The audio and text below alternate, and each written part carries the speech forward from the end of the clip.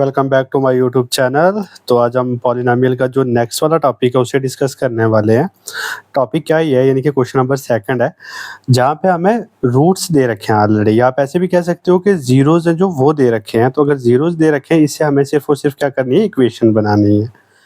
तो अगर मैं बात करता हूँ यहाँ पे अल्फा प्लस बीटा, वो वैल्यू हो जाती है हमारी ये फर्स्ट वाली, जो हमारे पास क्या है 1/4 है। एंड अगर मैं अल्फा और बीटा की बात करूँ, वो हमारी सेकंड वैल्यू हो जाएगी ये वाली, यानी कि -1 हो जाएगी। तो मैं आपसे रिक्वेस्ट करूँगा कि आप सिंपल सा एक फार्मूले को याद कर लीजिए, which is equal to x square minus alpha plus beta into x plus alpha beta is equal to 0।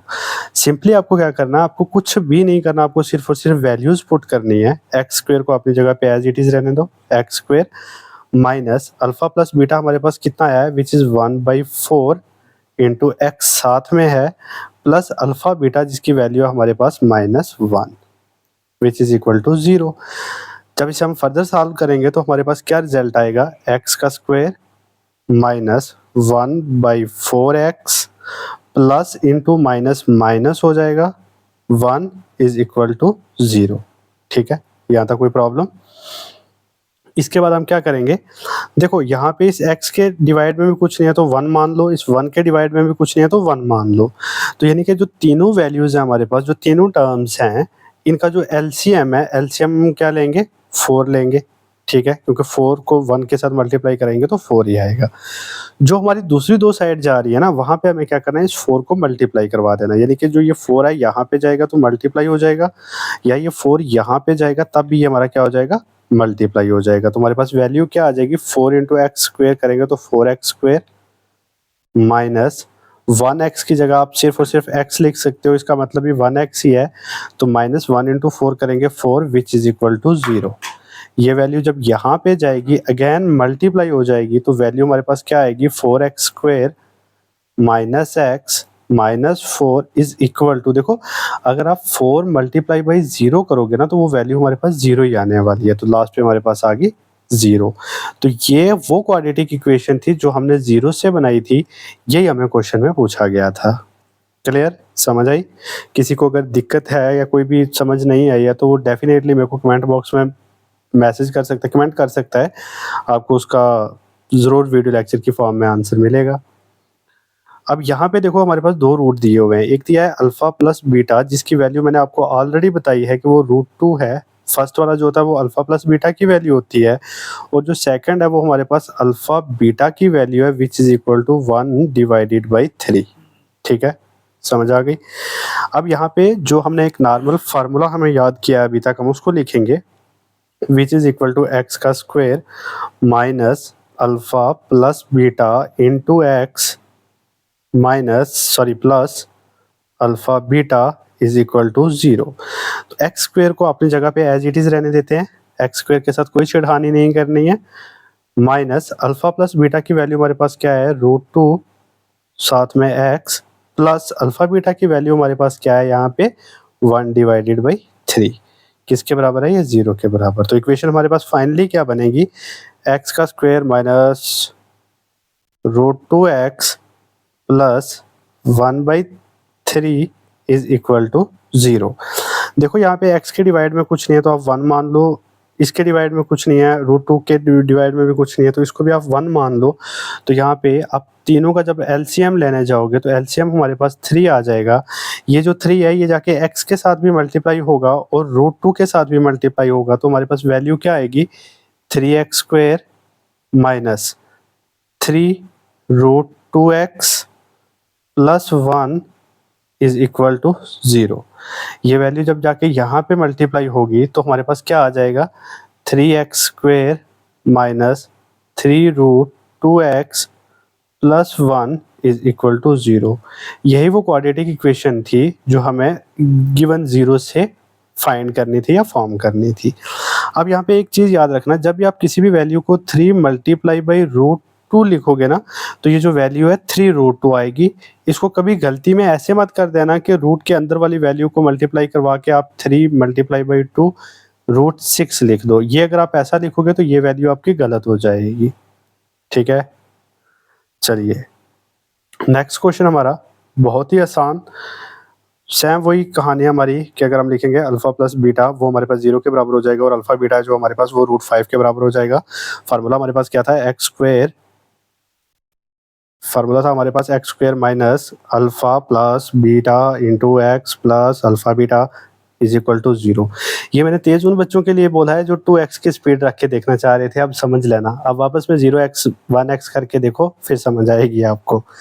चलिए, एक्स स्क्वायर की जगह हम वैल्यू को पुट करेंगे which is equal to x square minus alpha plus beta, हमने अभी value find किया which is 0 into x plus alpha beta की जो वैल्यू है वो √5 हो जाएगी इज इक्वल टू 0। अगर आप इसको फर्दर सॉल्व करना चाहोगे तो एक्स का स्क्वायर तो ऐसे ही रहेगा, माइनस 0 इंटू एक्स करोगे तो ये वैल्यू 0 ही होने वाली है, प्लस √5 इज इक्वल टू 0। तो फाइनल वैल्यू जो ये हमारी यहाँ पे आ रही है एक्स स्क्वायर, 0 को छोड़ दो, प्लस √5 इज इक्वल टू 0।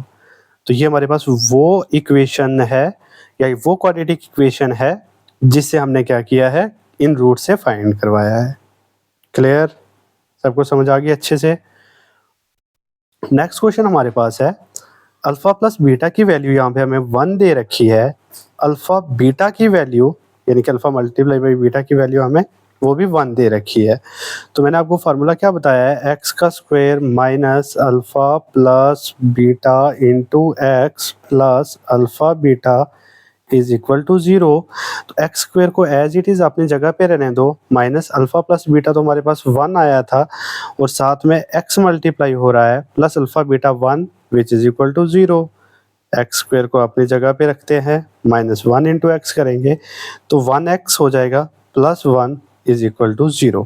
या आप इसी इक्वेशन को ऐसे भी लिख सकते हो कि x का square minus x plus 1 is equal to 0। That is the required quadratic equation जो हमने इन रूट से फाइंड की है। क्लियर। क्वेश्चन का जो हमारे पास 5th पार्ट है उसमें हमें क्या दिया गया है, अल्फा प्लस बीटा की जो वैल्यू है वो हमें क्या दे रखी है, -1/4, और जो हमें अल्फा और बीटा की वैल्यू है वो हमें दे रखी है 1/4। फार्मूला क्या था हमारे पास, एक्स का square plus alpha plus beta, sorry यहाँ पे प्लस नहीं यहाँ पे माइनस है, मैंने पीछे प्लस तो नहीं लिखा है फार्मूले में, नहीं माइनस लिखा था। गाइस एक मिनट, सॉरी,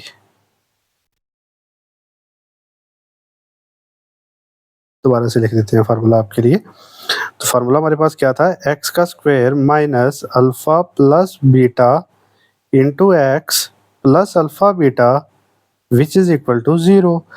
एक्स के स्क्वायर को अपनी जगह पे रखते हैं, माइनस अल्फा प्लस बीटा की जगह हमें क्या दे रखा है, -1/4 into x plus alpha beta की वैल्यू हमें दे रखी है 1/4 विच इज इक्वल टू 0।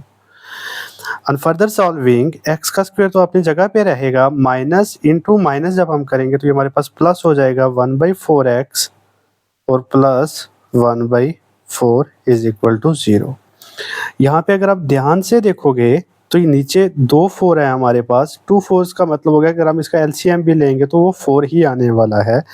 अगर इसका एलसीएम हमारे पास 4 आने वाला है तो पहली वैल्यू हमारे पास क्या थी, एक्स स्क्वायर, उसके डिवाइड में कुछ भी नहीं है तो इस 4 को ना हम यहाँ पे लेके मल्टीप्लाई करवा देंगे तो हमारे पास वैल्यू क्या आ जाएगी, 4x स्क्वायर प्लस यहाँ पे 1x है, इसके डिवाइड में 4 है तो कुछ भी मल्टीप्लाई करवाने की जरूरत नहीं है, प्लस नेक्स्ट 1 है तो उसके डिवाइड में भी 4 है, वहाँ पे भी करवाने की कुछ जरूरत नहीं है विच इज इक्वल टू 0। ये 4 जब हमारा यहाँ जाके मल्टीप्लाई होगा तो क्या हो जाएगा, 0 हो जाएगा। तो 4x square plus x plus 1 is equal to 0 हमारी रिक्वायर्ड क्वाड्रेटिक इक्वेशन रहेगी गिवन जीरो से। तो इसका जो नेक्स्ट क्वेश्चन है प्रोबेबली ये पॉलिनोमियल्स का लास्ट क्वेश्चन होने वाला है हमारे लिए। तो यहाँ पे हमारे पास क्या वैल्यू दे रखी है, 4 और 1 दे रखा है, तो अल्फा प्लस बीटा की वैल्यू मैंने आपको ऑलरेडी बता रखा है कि फर्स्ट जो डिजिट होगा वो अल्फा प्लस बीटा है और alpha multiply by beta second जो हमारे पास 1 ये वाला है वो हो जाएगा। फार्मूला हमारे पास क्या था, एक्स का square minus alpha plus beta into x plus alpha beta which is equal to 0।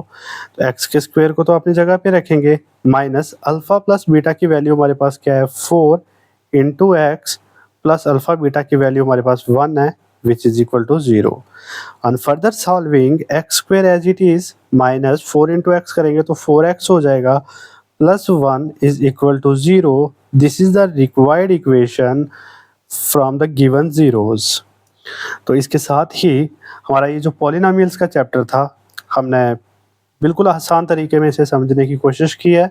मैं उम्मीद करता हूँ कि ये आपके समझ में अच्छे से आया होगा। फिर भी अगर कहीं पे कोई प्रॉब्लम है या कोई भी कन्फ्यूजन है या कहीं पे कोई डाउट है तो डेफ़िनेटली आप कमेंट्स में पूछ सकते हो। आपका वीडियो लेक्चर बिल्कुल मिलेगा उसका।